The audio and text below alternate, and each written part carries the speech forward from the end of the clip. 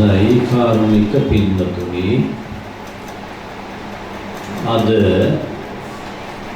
මේ ධර්මදේශනා පින්කම පවත්වන්නේ ගුණසේන කඩිගමුව මහත්මයා අභාවයට පත් වෙලා දින 7ක් සම්පූර්ණ වීම නිමිති කරගෙන එතුමානන්ට පින් අනුමෝදන් කිරීම පිණිස.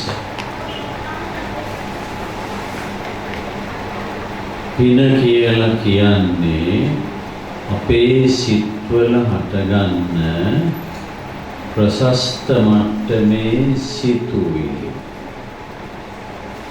හොඳම මට්ටමේ සිතුවිලි. එතකොට පව කියලා කියන්නේ ඒකට ප්‍රතිවිරුද්ධ සිතුවිලි. බාල මට්ටමේ සිතුවිලි පාපය හැටියට තේරුම් ගන්න. නරක, නපුරු, කල්පනා. ඒවා තමයි පාපය හැටියට දකින්නේ. එහෙනම් ලෝකේ තියෙන්නේ උච්චරයි. හොඳ සිතුවිලි තියෙනවා, නරක සිතුවිලි තියෙනවා.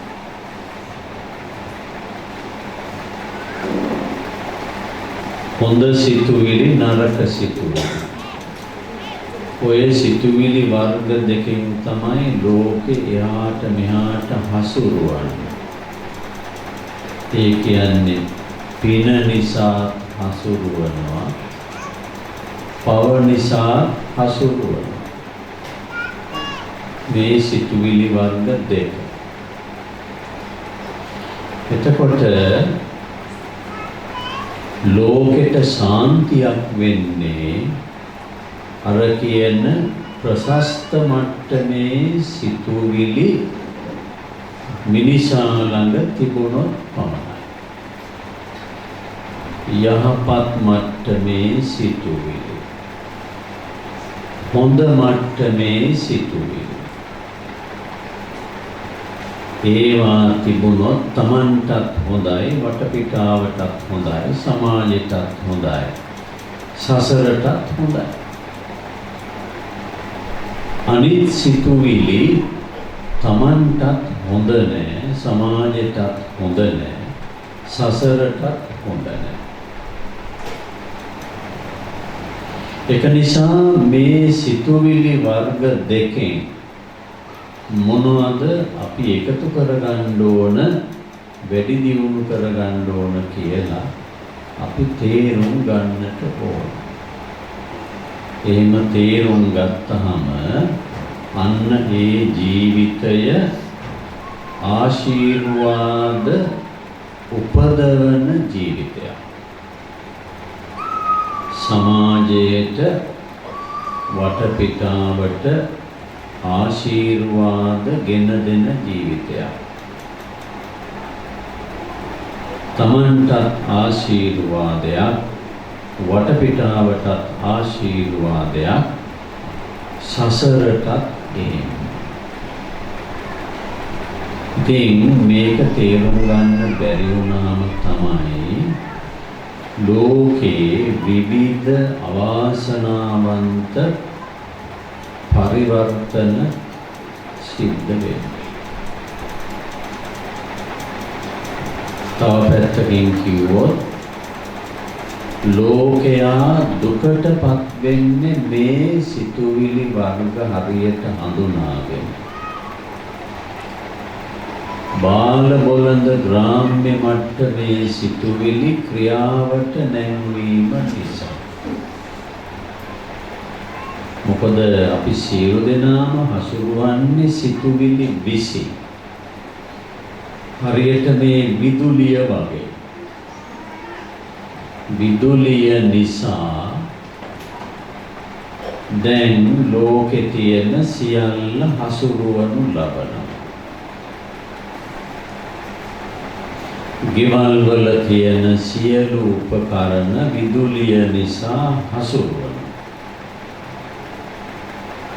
කර්මාන්ත ශාලා වැනි ආයතනවල තියෙන සියලු උපකරණ හසුරුවන්නේ විදුලිය නිසා. රෝහල වෙන්න පුළුවන්, අනෙකුත් ස්ථාන වෙන්න පුළුවන්, හෝටල වෙන්න පුළුවන්. ඒ සියලුම ස්ථාන හසුරුවන්නේ විදුලිය නිසා. විදුලිය නැති වුණාම බරපතල අර්බුදයකට යනවා. ලෝකය හසුරුවන්න බැරි වෙනවා. ඒ නිසා ව්‍යාපාරික ස්ථානවල අමතර විදුලි ජනක යන්ත්‍ර ජෙනරේටර් හයි කරගෙන ඉන්නවා. ස්පිරිතාලවලත් තියෙනවා. ඊළඟට මාධ්‍ය ආයතන, ගුවන් විදුලි, රූපවාහිනී වගේ මාධ්‍ය ආයතනවලත් අමතර විදුලි ජනක යන්ත්‍ර මිනිස්සුන්ට මේක තේරෙන්නේ නැහැ. මිනිස්සු මේක දන්නේ නැහැ කියලා බුදුවරු දන්නවා. ඒක නිසා තමයි එහෙම එකක් තියනවාය. ඒක ප්‍රවේශමෙන් පරිහරණය කරන්න කියලා අපට නිතර දෙවේලේ උපදෙස් දීලා තියෙනවා. නිතර දෙවේලේ උපදෙස් දීලා තියෙනවා.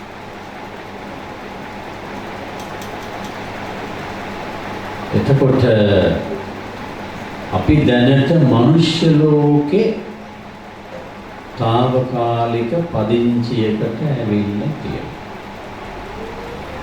తాවකාලික පදිංචිය. කඩිගමුව මහත්මයා తాවකාලික පදිංචියට ඇවිල්ලා ඉඳලා දැන් මේ පදිංචිය අත්හැරියා. අත්හැරලා තමන්ගේ සිතුවිලි ලෝකයට සීමා වුණා. සිතුවිලි ලෝකයට සීමා වුණා. කවුරුවත් හිතන්න එපා මේ සිතුවිලි සමුදාය විසිරී යනවා කියලා කවුරුවත් හිතන්න එපා. ඒවා එකිනෙකට බද්ධ වෙලා තමයි තියෙන්නේ. ඒකට දහමේ වචනයක් තියෙනවා උපාදාන කියලා. සිතුවිලි විසින් බද්ධ වෙලා. ඒ නිසා මේක විසිරෙන්නේ නැහැ. විසිරෙන්නේ නැහැ. ඒක නිසා ඒ සිතුවිලි සමුදාය මෙහෙදී එකතු කරගත්ත සිතුවිලි ඊට කලින් භවවල එකතු කරගත්ත සිතුවිලි ඔක්කොම ගුලියක් වගේ අරගෙන පිටත් වෙලා ගියා. ගියේ චිත්ත බලය. ගියේ චිත්ත බලය. එතකොට මේ චිත්ත බලය තුල අපිට වටහාගත නොහැකි මහා අරුම පුදුම වැඩපිළිවෙලක් තියෙනවා.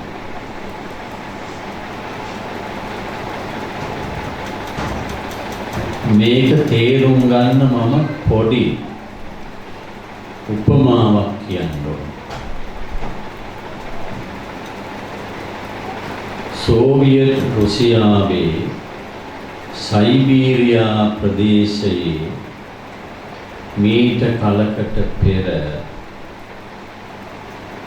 වසර 3000කටත් කලින් හිම කුණාටු වලින් වැසී ගියපු ප්‍රදේශය 3003 භූමි ප්‍රදේශය. ඒකේ ඉඳපු සත්තු ඔක්කොම මැරිලා ගියා. ගහකොළද විනාශ වී ගියා මේ හිම කුණාටුව නිසා. එතකොට මේගොල්ලන්ගේ අරමුණ ඒ පැරණි දේවල් මතු කරගන්න පුළුවන්ද කියලා. හිම කුණාටුවෙන් ප්‍රදේශය යට වෙලා අවුරුදු 3000කට වැඩි. දැන් මේගොල්ලෝ කැණීම් ආරම්භ කළා. ආරම්භ කරගෙන යනකොට මේගොල්ලන්ට ලැබුණා කුඩාම බීජ වර්ගයක්.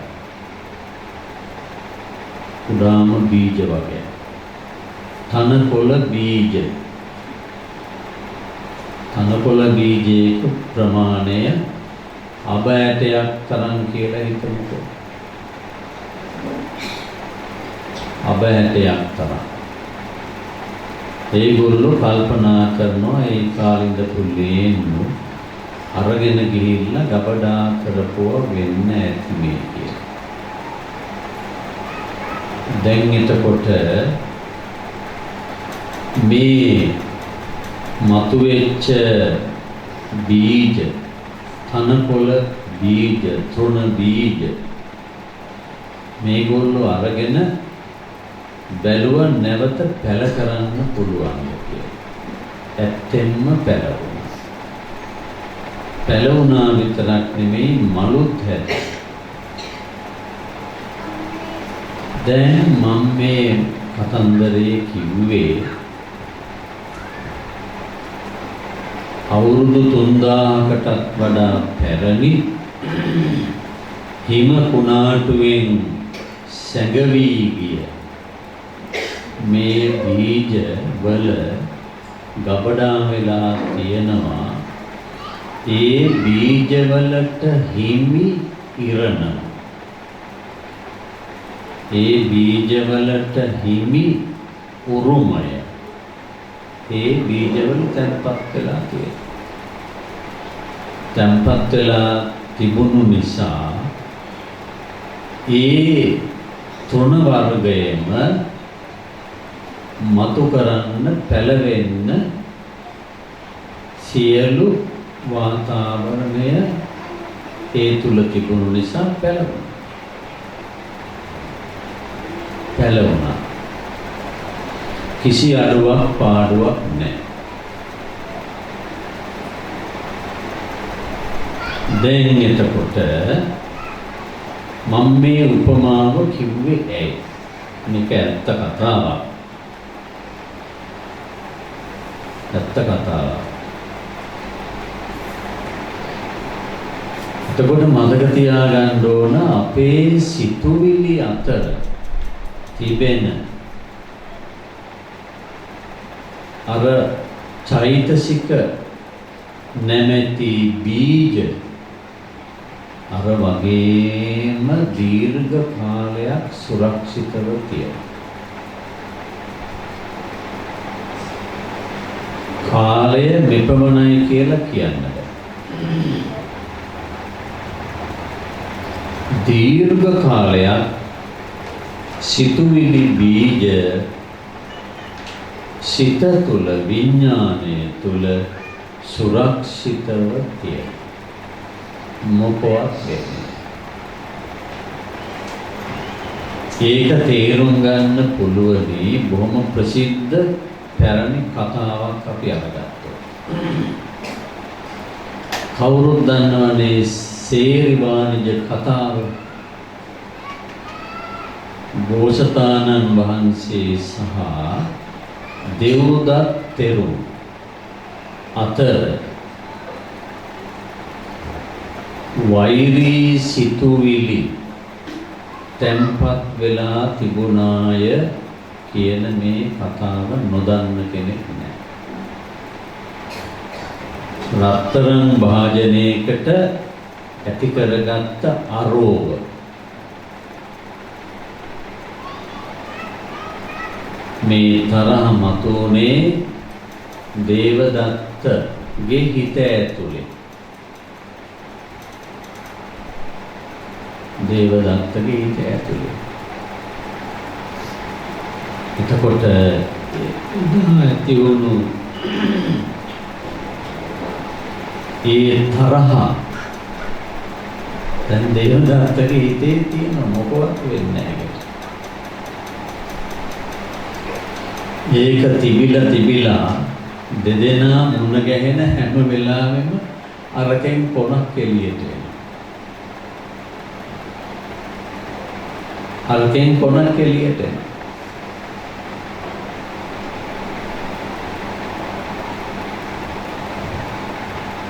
බුදු වෙන ආත්ම භාවයේ බෝසතාණන් වහන්සේ බුදු වුණා. උන්වහන්සේගේ ගෝලයක් හැටියට මහාන වුණා. මහාන වෙලා ඊට පස්සේ මෙන්න පටන් ගත්තේ නැතයි.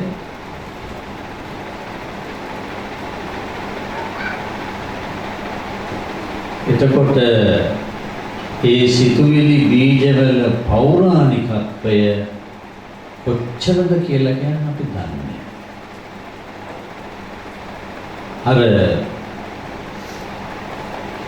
හිම කඳු වලින් විනාශ වෙච්ච යට සැඟවුණු තනකොළ බීජ වගේ තමයි නැවත පැල කරන්න පුළුවන්, මල් හදන්න පුළුවන්. හැබැයි දේවදත්ත හිමියන්ගේ සිතුවිලි බීජ වලින් මල් නෙමෙයි හැදුනේ. ගින්දර. මල් නෙමෙයි හැදුනේ, ගින්දර.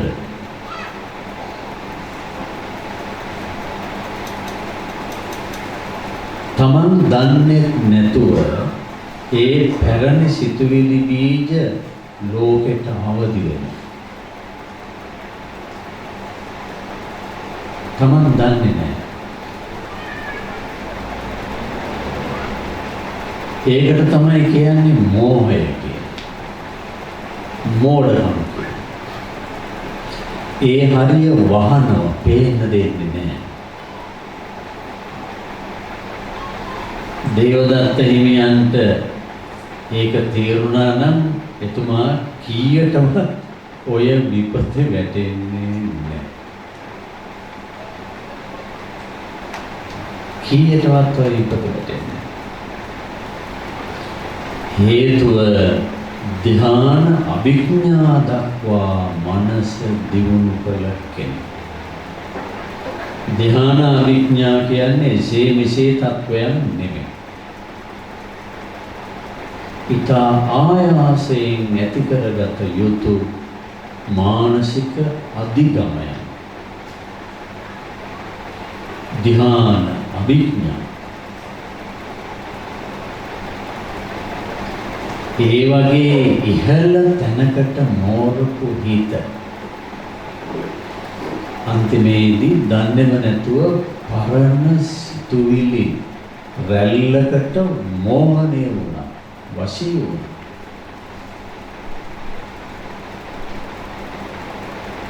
පරණ සිතුවිලි රැල්ලකට. අපි ඔය මූදේ නාන්න ගියපුවාම සමහර වෙලාවකට අපි නොදන්න ආරේ ඈත ඉඳලා පෙරලි එන රළ ගෙඩියකට අවුලා ගහගෙන යන්නේ දියඹට. ඒ වගේ තමයි.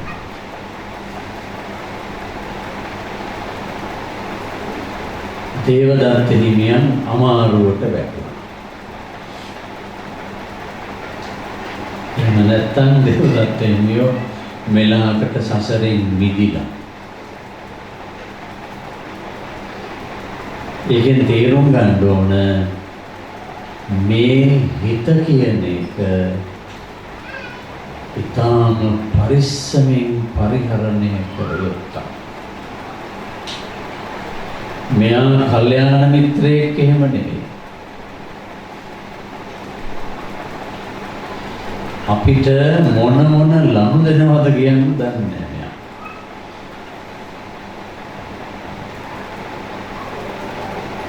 අපිට මොන ලනු දෙනවද කියන්න අපි දන්නේ.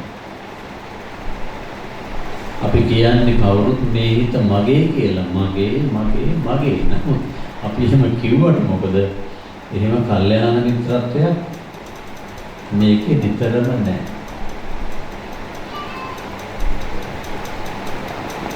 ඒ නිසා සියල්ලට පළමුව ප්‍රවේශම් විය යුත්තේ මෙයාගෙන් තමයි. පරිස්සම් වෙන්න ඕනේ එක්ක. පරිස්සම් වෙන්න ඕනේ. සමහර විට අපිට නරක කාලයක් එහෙම ආපුවම නරක කාලය කියලා කියන්නේ ඔය සිතුවිලි හරඹයේ තව අවස්ථාවක්. සිතුවිලි හරඹයේ කියලා කිව්වේ මේ වර්ග දෙකයි. හොඳ සිතුවිලි නරක සිතුවිලි. නරක කාලයක් කියලා කියන්නේ අතීතයේ පුහුණු කළ නරක සිතුවිලි එන්න හදනවා එළියට. මම කියවනේ සිතුවිලි කොච්චර සුරක්ෂිතද කියලා සෝවියට් දේශේ කතන්දරේ.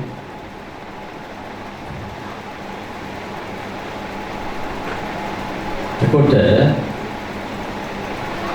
නරක කාලයක් කියලා කියන්නේ ඒ පරණ පුරුදු කළ අභ්‍යාස කළ ඒ සිතුවිලි ප්‍රවේග ලෝකෙට විවෘත වෙන්න හදන කාලය. දේවදත්ත හිමියන්ට වැඩ වැරදුනේ ඒකේ. අපිට හොඳ නරක කාල තියෙනවා වගේ තමයි දේවදත්ත හිමියන්ටත් හොඳ නරක කාල. බුදුහාමුදුරුවන්ටත් එහෙමයි. හොඳ නරක කාල. අවුරුදු 6ක් දුෂ්කර ක්‍රියා කළා කියලා ඉතිහාස පොතේ තියෙන ඒ නරක කාල. බුද්ධත්වයේ හැල්ලුවට ලක් කරලා කතා කිරීමේ චෛතසික. බුද්ධත්වයේ හැල්ලුවට ලක් කරලා කතා කිරීමේ චෛතසික.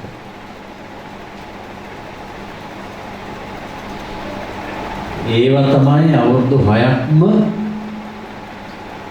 වනාන්තරේ නොවිඳිනා දුක් විඳවන්නට පොළඹවලා තියෙනවා.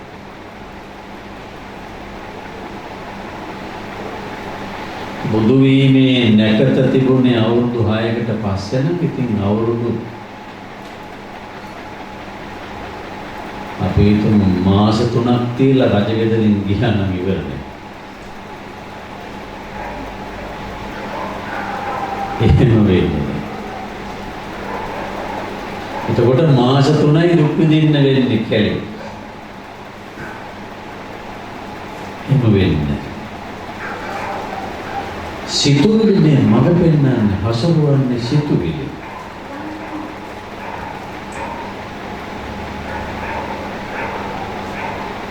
හසුරුවන්නේ සිතුවිලි.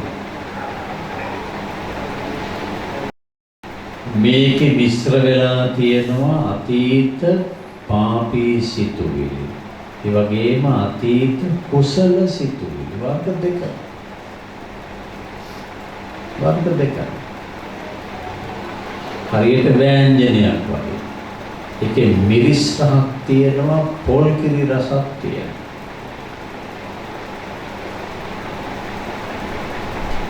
ඒ වගේ තමයි හිත. අතීතයෙන් ආපු ඒ චෛතසික ගති ඒවත් තියෙනවා. අතීතයෙන් ආපු හොඳ චෛතසික ගති, අතීතයෙන් ආපු නරක චෛතසික ගති. ඉතින් වර්තමානයේදී බුදුහාමුදුරුවෝ අපිට මහා කල්යාණ මිත්‍රයන් වහන්සේ නමක් හැටියට අපිට මේක තමයි දැනුම් දෙන්නේ. මේක තමයි දැනුම් දෙන්නේ. මේක තේරුම් ගන්න. අත්තානං දමයන්ති පණ්ඩිතා. දැනුම් තේරුම් ඇති අය තමාගේ හිත දමනය කරගන්න. පාලනය කරගන්න. සිතේ පාලනය ගැන තමයි බුදුහාමුදුරුවෝ උගන්වන්නේ. සිතේ පාලනය.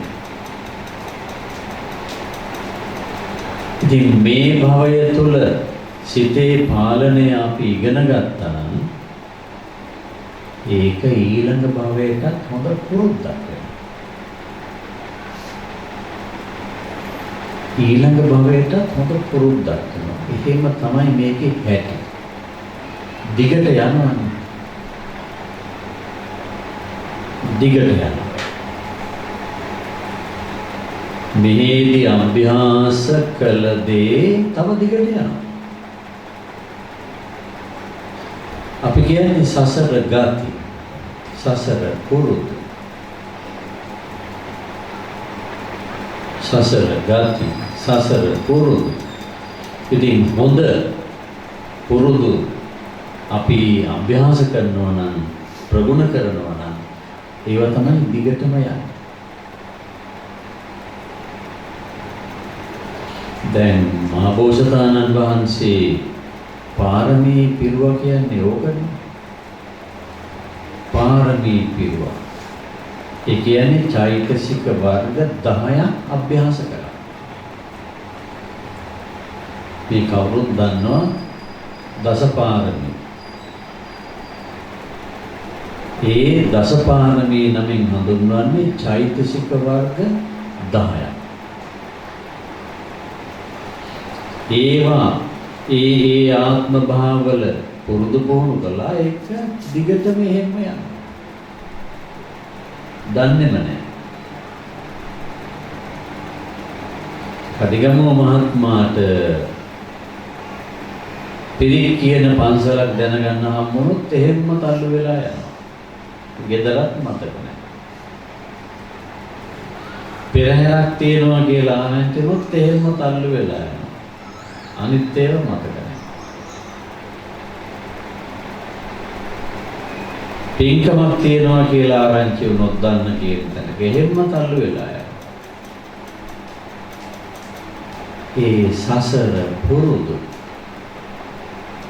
ආයි කවුරුවත් මඟ පෙන්වන්න ඕනේ නැහැ.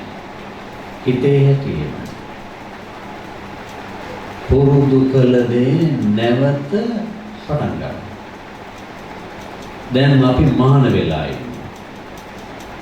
මේකත් අපි සසර පුරුදු කළ දෙයක්. මහාන වීම පුරුදු කළ දෙයක්. ඒ වුණාම පොඩි කාලෙම තමන්ගේ හිත කියනවා යන්න මහාන වෙන්න. ඒ නිසා ලෝතුරා බුදුවරු දසපාරමී පිරුවා කියලා කියන්නේ දීර්ඝ කාලයක් වටිනා චෛතසික ධර්ම 10ක් අභ්‍යාස කළා. ඉතින් ඒ 10 දිගින් දිගටම යනවා. දිගින් දිගටම යනවා. ඉතින් දැන් අපි මනුෂ්‍ය ලෝකේ උත්පත්ති ලැබලා තියෙනවා. එහෙනම් මේක තේරුම් අරගෙන ඔය කියන සිතුවිලි අභ්‍යාස පුරුදු පුහුණු කිරීම තමයි වඩාත්ම ඥානවන්ත වෙන්නේ. වඩාත්ම ඥානවන්ත වෙන්නේ. දසපාරමී වල තියෙනවා අදිෂ්ඨානය. අදිෂ්ඨානය කියලා කියන්නේ පටන් ගත්ත වැඩක් දිගටම කරගෙන යාමට අදිටන් කිරීම. හොඳ වැඩක්. හොඳ වැඩක් දිගටම කරගෙන යන්න අදිෂ්ඨාන කරනවා. වීරිය. ඒක ආපස්සට එන්නේ නැතුව එන හැම බාධකයක් ඉදිරියේම වීරිය කරනවා. තමන් කරගෙන ආපු හොඳ වැඩපිළිවෙල දිගටම කරන්න. බොහෝ අය ඉන්නෝනේ හොඳ දෙයක් කරගෙන යනවා කරදර බාධා එනකොට නවත්තන. ඔය වීරිය කියන එක උවමනා කරන්නේ ආන් එහෙම තැන් මග හැරලා යන්න. හොඳ දේ දිගට කරගෙන ආවා ඒකට කරදර බාධක එනවා. ඒකට නවත්තන්නේ ඒක නැවත කරගෙන යනවා. වීර්යය. වීර්යයයි අදිෂ්ඨානයයි බොහොම ළඟ තියෙන. ඊළඟට සීලයද පාරමිතාවක්. සීලය කියන්නේ පින්නතුනි ලෝකෙටම අවශ්‍යම දෙයක්. සීලය කියන්නේ විනය. ලෝකෙටම අවශ්‍ය දෙයක්. විනය, සීලය කියලා කියන්නේ සිත, කාය, වචනය කළමනාකරණය කිරීම, පාලනය කිරීම. ඒක තමයි සීලය. ඒක පුරුදු කරපුවාම ඒක දිගටම ඊට පස්සේ එහෙම්ම යනවා ඉස්සරහ. කලාතුරකින් ඒකට හානි වෙන්න පුළුවන්. නමුත් දිගටම ඒ අභ්‍යාසය යනවා. සීලය, විනය නැති නිසා පහුගිය දවස්වල ලංකාවේ සමාජයට මොකද්ද උනේ කියලා කාටත් හිතා ගන්න පුළුවන්.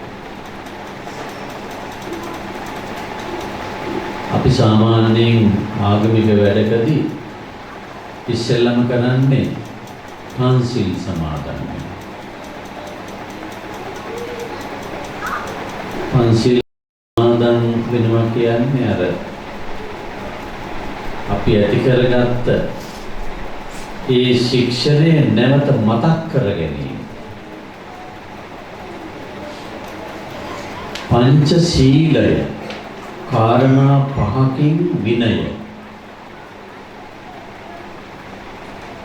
හොඳම තිරසාර සමාජයක් සකස් වෙන්නේ මේ කාරණා පහ හරියට තිබුණොත් විතරයි. මේ කාරණා පහ. පළවෙනි එක ප්‍රාණඝාතයෙන් වැළකී සිටීම.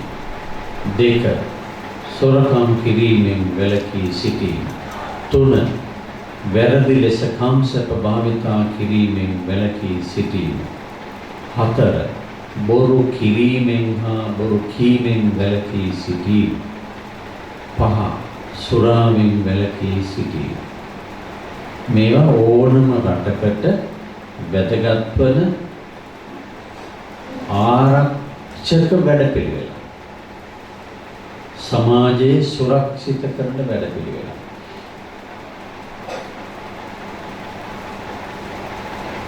කිසිම රටකට කියන්න බෑ අපිට ඔය පහ වැඩක් නැහැ කියලා. කිසිම ආගමකට කියන්න බෑ අපිට ඔය පහ වැඩක් නැහැ කියලා. ඒක නිසා මේ පහ එසේ මෙසේ කාරණා පහක් නෙමෙයි. ඒ කියන්නේ මේ තුල ජීවත් වෙන එක්කෙනා සමාජයේ අවුල් කරන කෙනෙක් නෙමෙයි. සමාජයේ අවුල් කරන කෙනෙක් නෙමෙයි. සමාජයේ අවුල් වෙනකොට සමාජයට ඒක පීඩාවක්, දුක, කරදරයක්. එහෙනම් ඒ පීඩාව, ඒ දුක පහුගිය අතීතයේ තුල අපි කවුරුත් අත්විඳා. ප්‍රධාන වශයෙන්ම පංචශීලයේ තියෙන දෙවෙනි ශික්ෂාපදය හැල්ලුවට ලක් කිරීමේ දුර්විපාක. හොරකම්.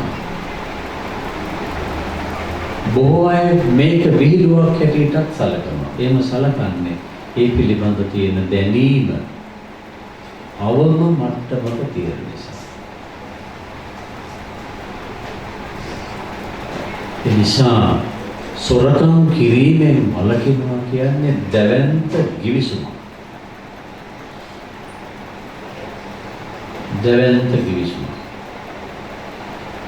පාසලේ ඉන්න ළමයි ළඟ මේ ශික්ෂාව නැත්තම් පාසල ගෙනියන්න පුළුවන්. පාසල ගෙනියන්න බෑ. ගුරුතුමාට හෝ ගුරුතුමියට තියෙන්නේ ප්‍රශ්න විසඳ ඉන්න එකයි. උගන්වන්න වෙලාවක් හිටින්නේ නැහැ. පැමිණිලි එනවා. ඒවා විසඳන්න වෙනවා. උගන්වන්න බැරි වෙනවා. විශ්වවිද්‍යාලයක් ගත්තත් එහෙමයි.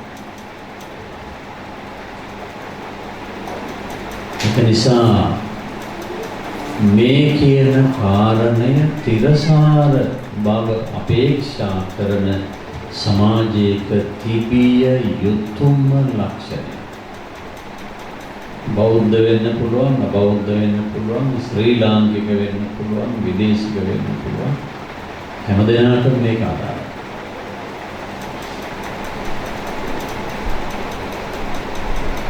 නිවසක් අරගෙන බැලුවත් නිවසේ ඉන්න අය ඕනෝන්ට නොදැනෙන විදියට මේ ශික්ෂාව උල්ලංඝනය කළොත් නිවස අවුල් වෙනවා. කවුරුත් දන්නා පරිදි ස්වර්ණවාහිනී ආයතනය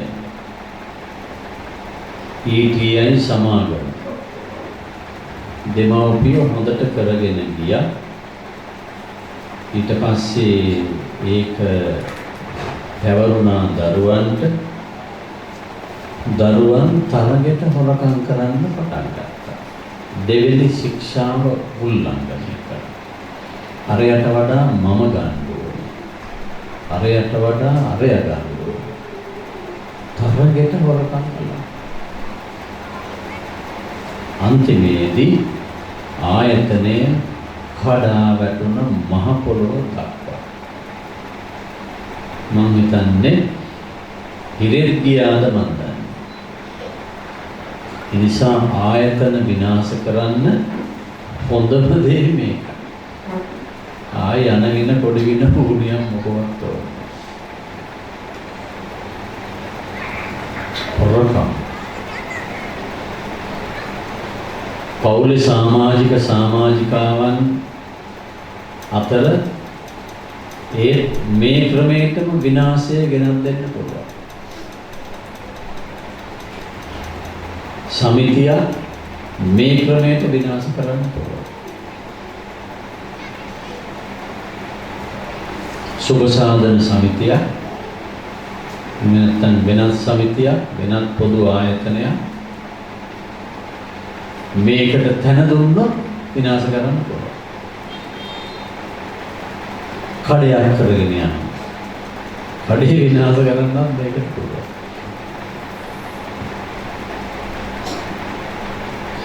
ඒක නිසා අපි විතර දෙවේලේ සජ්ජායනා කරන මේ ශික්ෂාවේ සමාජ බලපෑම ලඝු කොට නොසිතිය යුතුයි.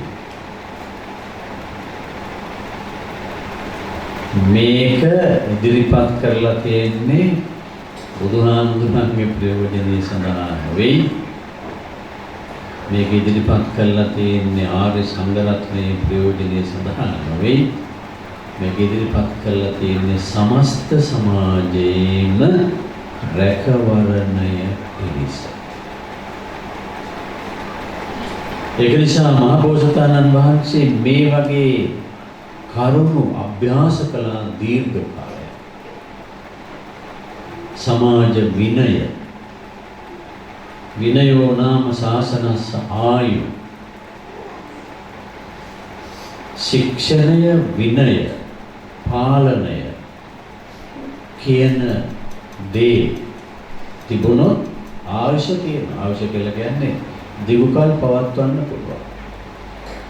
දැන් ETI ආයතනය පොළොවේ ගැහුවා වගේ, ස්වර්ණවාහිනී ආයතනය පොළොවේ ගැහුවා වගේ.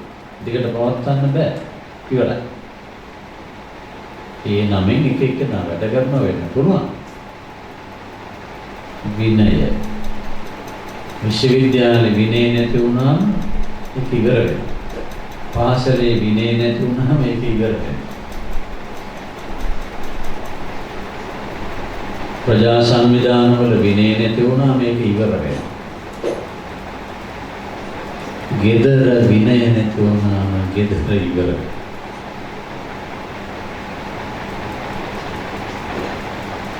පන්සලේ විනය නැති වුණාම පන්සලක් කියලා.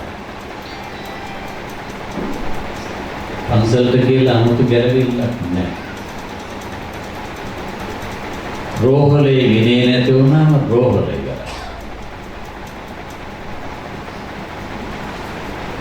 ඒක නිසා විනය කියලා කියන්නේ මල් තියන්න වටින සංකල්පයක්. මල් තියන්න වටින සංකල්පයක්. ඒසේ මිසේ එකක් නෙමෙයි. ඒකෙන් සමු ගැනීම යන සියල්ලම විනාශ මුඛයට යන කාරණා. ඉතින් මේ වගේ වැදගත්ම කාරණා 10ක් හැටියට මහබෝසතාණන් වහන්සේ පාරමී හැටියට අභ්‍යාස කළා, පුරුදු කළා, පුහුණු කළා. ඒ පුරුදු කරන්නේ මනසින් පුරුදු කළ දේ මොළයට සම්බන්ධ වෙනවා. මනසයි මොළයයි එකතු වෙලා තමයි ඕවා දිගින් දිගටම අභ්‍යාස කළේ. හැබැයි ඒ ආත්ම භාවවල මරණයෙන් පස්සේ මොළයෙන් හිත ඉවත් වෙනවා. මොළෙත් එක්ක තියෙන සම්බන්ධය නතර වෙනවා.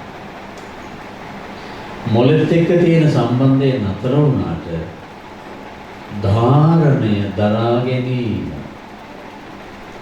මතක තබා ගැනීම, සිතේ රඳවා ගැනීම, ඒක වෙනසක් නැහැ. ඒක වෙනසක් නැහැ. ඒ නිසා තමයි සමහර පොඩි ළමයි පුනර්භවය කියනකොට අතීත භවයේ තොරතුරු කියන්නේ ඒ අතීත භවයේ තොරතුරු කියන්නේ අතීතයේ තිබුණු හිතේ ඒ හිත අවදි කරලා තමයි කියන්නේ. හැබැයි වර්තමානයේ තියෙන මොළයත් ඒකට දායක කරනවා. හැබැයි එදා තිබුණු මොළේ නෙමෙයි. එදා තිබිච්ච මොළේ නෙමෙයි. දැන් මේ ළමයාට තියෙන අලුත් මොළයක්. ඒක ආධාර කරගන්න.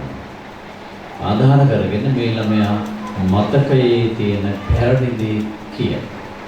අපි ඒකට කියනවා පුනර්භවය කියලා. එතකොට අපි දැන් මනුෂ්‍ය ලෝකේ පදිංචි වෙලා ඉන්නවා. අපි අභ්‍යාස කරන හොඳ දේ අපි පැහැදිලිවම ඊළඟ ගමනට සම්බන්ධ කරනවා. කවුරුත් කරන්න ඕනේ. ඒවට අන්තිම කැමැති පත්‍ර ලියන්න ඕනේ. ඒකයි ස්වභාවය. ඒකයි ස්වභාවය. ඉතින් කඩිගමුව මහත්මයා තමන්ගේ ජීවිතයෙන් ඉහළම ප්‍රතිඵල දායක මහත්තයෙක් හැටියට නෙලාගත්ත කෙනෙක්. එතුමාට කිසි පාඩුවක් නැහැ. කිසි අගහිඟයක් නැහැ. අවශ්‍ය සම්පත් කොහොම නෙලාගත්තා. මනුස්ස ලෝකයේ අතරමං වුණේ නැහැ. ශරීරය નિසරුයි ඒක දාලා යන්න සිද්ධ වුණා. ශරීරය කියන එක ඉතින් කාලයාගේ ඇවෑමෙන් දි รา පත් වෙන එකක් නේ. කොටස් වැඩ කරන්නේ නැතුව යන. ඒ වාහන වගේ වාහනේ තියෙන එක කොටස් වැඩ කරන්නේ නැතුව යනවා කාලයක් යනකොට. ශරීරෙත් එහෙමයි. ශරීරය කියන්නේ වාහනයක්, මැෂිමක්, එන්ජින් එකක්. මේකේ සමහර කොටස් වැඩ කරන්නේ නැතුව යනවා. ඉතින් කඩිගමුවේ මහත්මයාට ශරීරයක් තිබුණා. ඒකේ කොටස් එන්න දුර්වල වෙන්න පටන් ගත්තා. ඉතින් බැරිම තැන හිත මොකද කරන්නේ? බැරිම තැන හිත ඒක දාලා යනවා. ඒක දාලා යනවා. සමහර ඒවා තේරුම් ගන්න කියන මට දැන් හිතිය ඇති මේක දාලා යන්න යෝනකම තියෙනවා. එහෙම කිව්වට හරියන්නේ නැහැ. ඒකට වෙලාවක් තියෙනවා. ඉතින් මේ වෙලාවේ මතක් කරන්න ඕන ශාන්ති පදනමත් එක්ක එකතු වෙලා එතුමාට තාම දුර්ලභ ගණයේ පින්කම් රාශියක් කරන්නට අවස්ථාව සැලසුණා. ශාන්ති පදනමේ පින්කම් වලින් එතුමා සම්බන්ධ නොවුන පින්කමක් නැති තරම්. මම එදා මළගේ දවසෙත් මේ කාරණා සිහිපත් කළා. අපේ දහම් පාසල ඒ දහම් පාසලේ සේවය සඳහා Taman හොඳටම ආසනීපෙන් හිටියත් යන්න තමයි හදන්නේ. පන්සලේ කටින පින්කම්, රතන සූත්‍ර දේශනා පින්කම්, මේ හැම එකකට ඊළඟට කොළඹ අපි සිදු කළ පිණ්ඩපාත චාරිකා පාසල් 20ක විතර අවුරුදු ගණනාවක් ඒ හැම තැනකම කඩිගම මහත්තයත් තිබුණා. ඊළඟට ශිෂ්‍යත්ව වැඩසටහන විශේෂයෙන්ම ත්‍රිකුණාමල දිස්ත්‍රික්කයේ ඒ හැම තැනකම කඩිගම මහත්තයත් තිබුණා.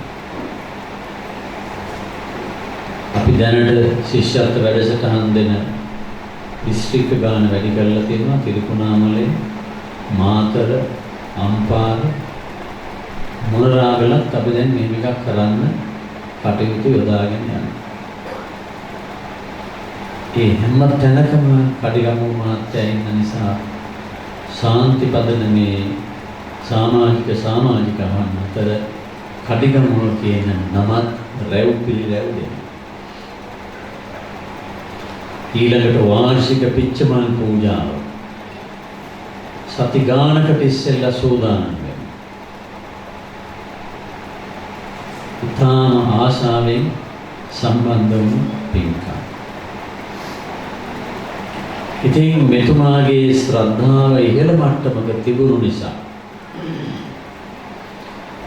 අපි අවස්ථාව සලස්සලා දුන්න එතුමාට දඹදිව වන්දනාවේ යන්නට. දඹදිව අපි රෝසමල් පූජාවක් කළා. බුදුහාමුදුරුවෝ වැඩ ඉඳපු ගන්ධ කුටිය ජේතවනාරාම. එතෙන්ට මල් පූජා වෙන්නේ නැහැ. හේතුව ළඟපාත හොයාගන්න මල් නැහැ. කවුරුත් කරන්නේ හඳුන් පූරක් ඉටිමන්දමක් පත්තු කරන එක විතරයි. ඊළඟට තායිවානේ, තායිලන්තේ වගේ රටවල් වලින් එන අය ඔය රත්තරන් පටි වගේක් තියෙනවා ඒවා අලවනවා. ඒ නිසා අපි හිතුවා ලේසියෙන්ම හොයාගන්න පුළුවන්කම තියෙන්නේ රෝස මල්. ඒවත් ගෙනියන්න ඕන දිල්ලි මල් මාකට් එකේ. නෑ ලක්නව මල් මාකට් එකෙන් ගෙනියන්න ඕන විශේෂ වාහනයක. ඒ නිසා අපි එහෙම කරලා ඒ ගන්ධ කුටිය සම්පූර්ණ මල් වලින් අතුරලා අපි මේ පූජාව කළා. ඉතින් කඩිගම මහත්මයාත් අපි ඒකට සම්බන්ධ කළා. ඒ සම්බන්ධ කරන්නට අපිට අවස්ථාව සැලසුනේ අපේ එක්තරා දායක නෝන කෙනෙක් මට මුදල් වෙන් කළා මේ ඒ දඹදිව ගමනට. මම කිව්වා මට නම් මේකට මුදල් ලැබිලා තියෙන්නේ. ඔබතුමිය කැමති නම් අපේ දායක මහත්තයෙක් ඉන්නවා. එතුමා සඳහා ඕක වෙන් කරන්න පුළුවන් නම් හොඳයි කියලා. අනේ කමක් නැහැ කියලා කිව්වා. ඔබ වහන්සේ කැමති නම් කිසි ප්‍රශ්නයක් නැහැ කිව්වා. පස්සේ අපි මේ මුදල වෙන් කළා. කඩිගම මහත්මයා එකතු කරගෙන ගියා. මම හිතනවා එතුමා විස්මයටපත් වුණා මේ ගමනට අවස්ථාව ලැබීමත් එක්ක. නිසා එතුමා භාග්‍ය සම්පන්න කෙනෙක්. භාග්‍ය සම්පන්න කෙනෙක්. මේ ලෝකෙන් ගන්න තියෙන ඉහළම අස්වැන්න අරගෙන ගියා. ඕක තමයි වෙන්න ඕන. උපදින්න ඕන. ධෛර්ය, වීර්යය ඇතුව ජීවිතයට මුහුණ දෙන්න ඕන. පුළුවන් තරම් යහපත් දේ කරන්න ඕන. යහපත් දේ කරලා ශරීරය දවසින් දවස දුර්වල වේගෙන යනකොට මේක අත්හැරලා වෙන එකක් පාර ගන්න ඕනේ. සසර ගමන කියන්නේ ඕකනේ. ඉතින් වෙන එකක් ගන්න නම් ඒකට ගැළපෙන කාසි පණක් Taman ළඟ තියෙන්න ඕනේ. දැන් පාවිච්චි කරන කාර් එක දුර්වල නම් ඒක නරක වෙලා නම් ඒක විකුණලා වෙන කාර් එකක් ගන්න ඕනේ. හැබැයි වෙන කාර් එකක් ගන්න නම් ඒකට වියදම් කරන කාසි පණක් තියෙන්න ඕනේ. කාසි පණක් නැත්තම් ඉතින් වෙන එකක් ගන්න බෑ. තිබිච්ච එකක් නැහැ වෙන එකකුත් නැහැ. ඉතින් කඩිගම මහත්මයාට ඊළඟට බොහොම හොඳ එකක් මිලට ගන්න පුළුවන් මට්ටමේ සුදුසුකම් ලැබුව කෙනෙක්. ඒ ගැන හිතලා ඒ දයාවර බිරිඳට දරුවන්ට මුණුපුරු මිනිබිරියන්ට සිතවතුන්ට ඥාතීන්ට අපමණ සතුට වෙන්න පුළුවන් තිබ්බෙකට වඩා හොඳ එකක් එතුමා ගන්නවා. ඉතින් මේ වෙලාවේ මම ඊට වඩා කාලය ගත කරන්නේ නැහැ. එදා වැඩම කළ ස්වාමීන් වහන්සේලාත් අප්‍රමාණ කඩිගම මහත්මයා ගැන කටපුරා හොඳ කිව්වා. ඒ වගේම පමා වෙලා මේ මරණය ආරංචි දැනගෙන ඒ කවුරුත් සංවේගය පළ කළා. ආමුදුරු රාශියක් ආමුදුරු එතුමාගේ අන්තිම කැමැත්තේ හැටියට මේ අප්‍රකටව නිහඬවම මේක ඉවරයක් කරන්න කියලා එතුමා උපදෙස් දීලා තිබුණේ. ඉතින් එහෙම මේ වැඩේ කෙරුණා. ඒ නිසා අදත් ඒක දැනගන්න හාමුදුරුවෝ කම්පාවටපත් වෙනවා. දායක මහත්තුරුත් එහෙමයි කම්පාවටපත් වෙනවා. එතුමා සියලු දෙනා අතර හොඳ හිත දිනාගෙන. දැන් මම එක්කලා දුරකථනයෙන් කතා කරලා ඒ හැම කෙනෙක්ම කිව්වේ අනේ හොඳ මහත්තයෙක් මේ කියලා කිව්වා. මම ඉතින් කිව්වා ඉතින් මේ දරුවන්ට උපදෙස් දීලා තිබුණේ මෙහෙමයි. ඒක අප්‍රකටවම අවසන් කටයුතු කළා. හොඳයි. කොහොම වුණත් එතුමා අපට ඉඳපු හොඳ කල්යාණ මිත්‍රයෙක්, හොඳ දායක මහත්මයෙක්. එතුමාට සසර වරදින්නේ නැහැ. අප කළ සියලු පින්කම් ශාන්ති පදනම තුලින් ඒ වගේම දහම් පාසල තුලින් සිද්ධ කරගත්ත සියලුම පුණ්‍ය ධර්මයන් එතුමා අනුමෝදන් වෙලා සැපතටම පැමිණෙත්වා කියලා සාදු. ඉතින් ලෝක පුතා ලලිත ඊළඟ පුතා දුමිඳු ඊළඟට ගයනි මේ කවුරු රටේ යමක් කරන්න පුළුවන් මට්ටමට දියුණු වෙලා තියෙනවා. ඒ අයගේ ජීවිතයන් බොහොම හොඳට ධාර්මිකව පවත්වාගෙන යනවා. ඒකත් අගය කළ යුතුයි මේ වෙලාවේදී. ඒ වගේම මේ පුතා දෙන්නට යහපත් බිරින්දෑවරු දෙදෙනෙක් ලැබිලා තියෙනවා. ඒ වගේම ගායනයට හොඳ මහත්මයෙක් ලැබිලා තියෙනවා. අපේ කැලුම් මහත්මයා අපේ වැඩවලට නිතර දෙවේලි දායක වෙන මහත්මයෙක්. ඉතින් මේ කාරණා සිහියේ තබාගෙන අපි එතුමාට සසර සැප පිණිස නැවතත් සාදුකාරයක් දීලා ආශිර්වාද කරනවා.